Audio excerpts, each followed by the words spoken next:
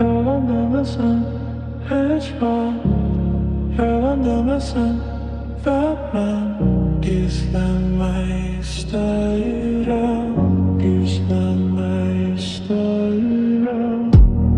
Yalan demesen hiç var. Yalan demesen vermem.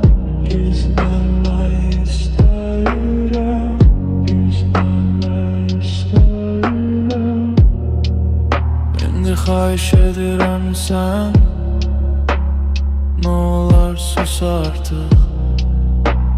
Bax gözlərimə və heç nə demə artıq. Mən qərar verdim, söhbətimiz eşqdən deyil və buraxdım səni. Sən nə olar yaşa artıq. Sadece uzaklaş, uzaklaş ve hatırlama, hatırlama. Her dəfə mən uşaqlığı xatırlayıram, yerimizi bilirəm 16 yaşda.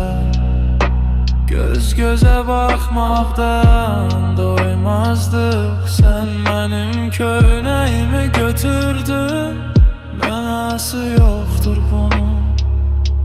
Axmaq mənəm, səhv etmişəm. Niyə belə vurulmuşam uşaqlıq. Yalan deməsən heç var.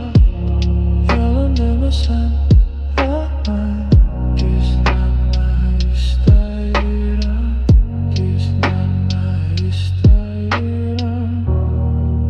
Demesen hiç var. Yalan demesen vermem. Gizlenme